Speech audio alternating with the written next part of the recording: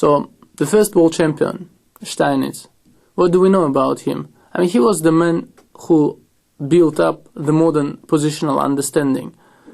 And most of what we know about the theory of chess, that is the theory of our understanding of chess, things like structures, weak squares, strong squares, and so on, largely originates from theories of the first world champion Steinitz.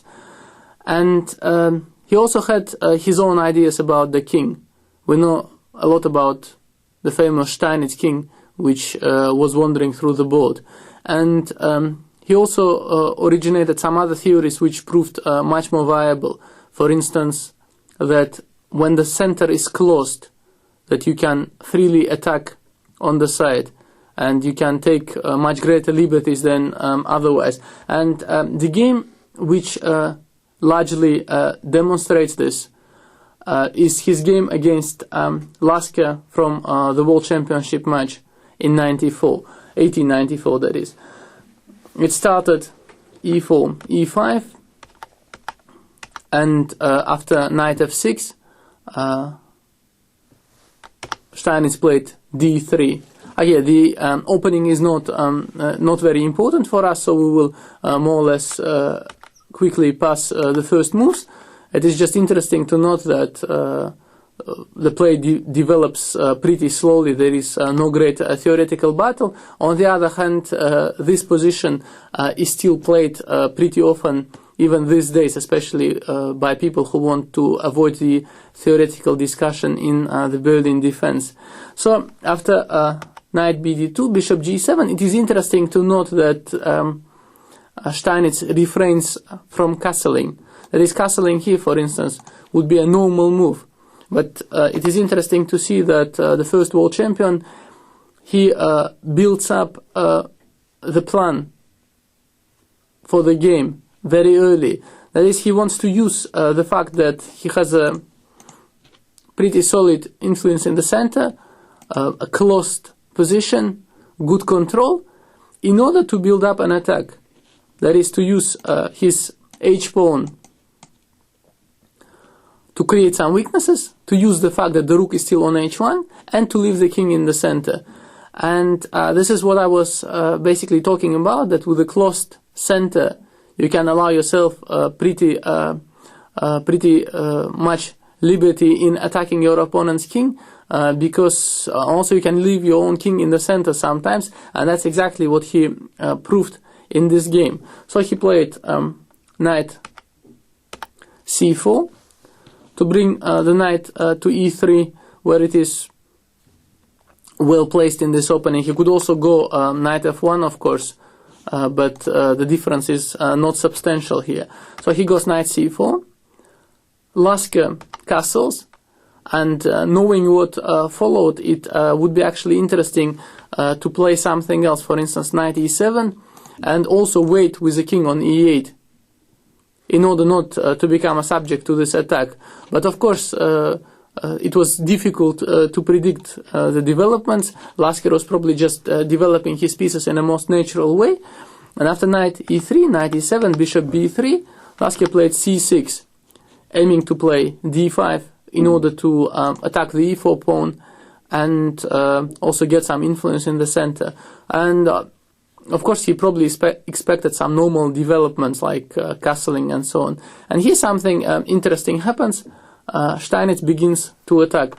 He plays h4, and normally black is well developed, and nothing horrible should happen to him. On the other hand, as I said, the rook is still on h1, the center is closed, and white can as well try to attack, especially since black's pieces are not so optimally placed to face this. For instance, the knight on e7 is pretty passive.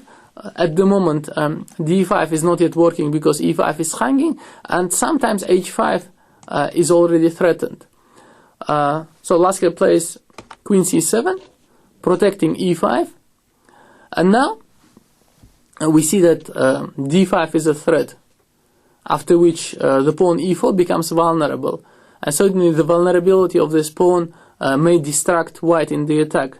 So what Steinitz did, he took his time in order to overprotect this pawn, in order then to have a greater freedom in building up the attack.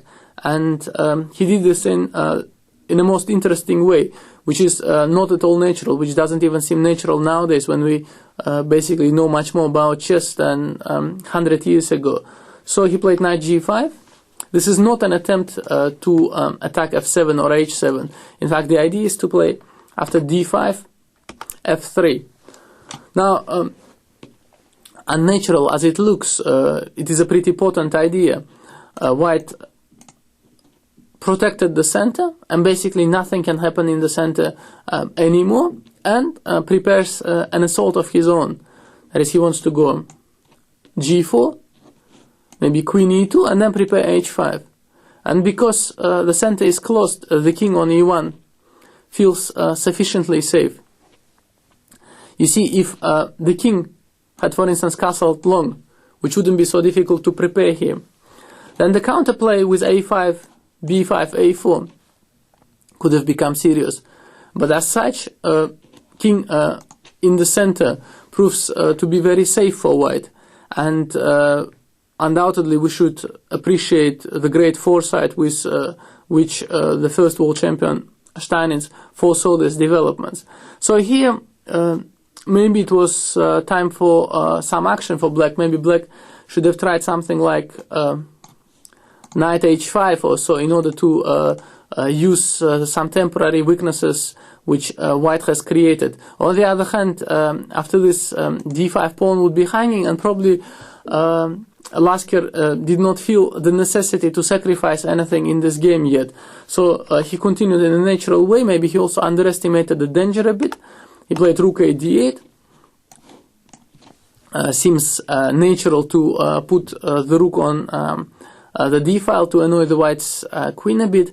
On the other hand, this move is not sufficiently concrete and does not prevent the white's following action. White goes g4.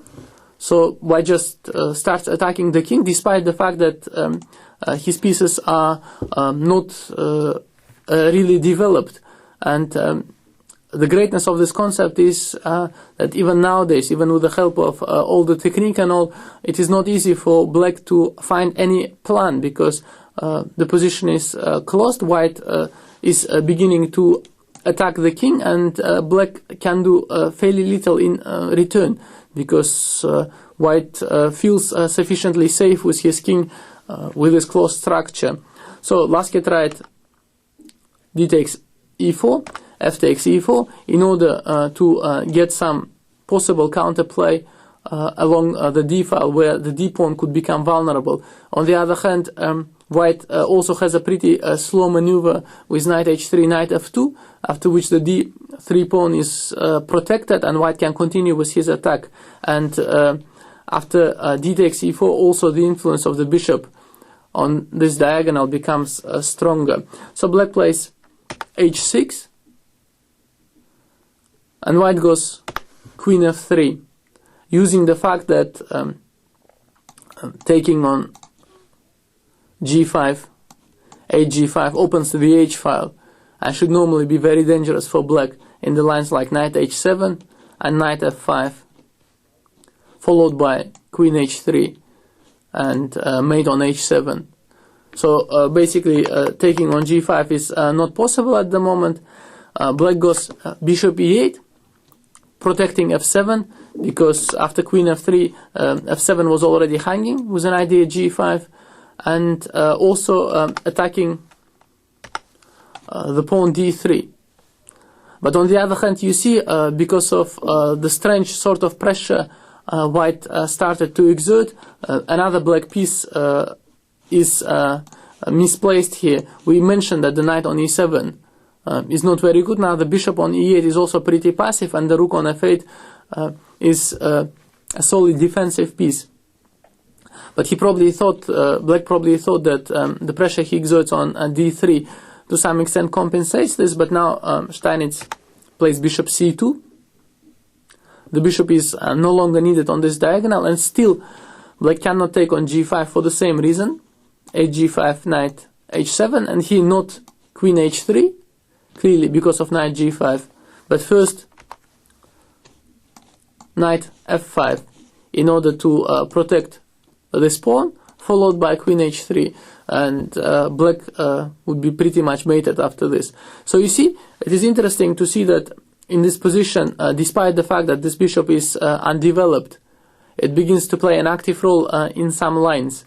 So black plays knight d7 in order to go to c5, continuing to put some pressure on this pawn d3, and Lasker probably hoped that this would distract white from executing his plans on the king side. And white calmly played knight h3, knight c5, knight f2. Now, having protected the pawn d3, he wants to continue his attack on the king side. And Lasker probably thought that white would continue his attack with bishop d2 and castles long, which would be the normal way, and started to prepare some counterplay on the queen side, undoubtedly intending to go a5, b4. But Steinitz wisely decided that his king is safer in the center, and just continued in the most direct way, played g5.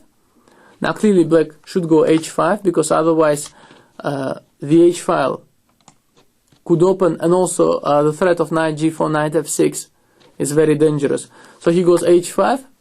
Now it almost seems that white can make no progress, but white just goes knight f5.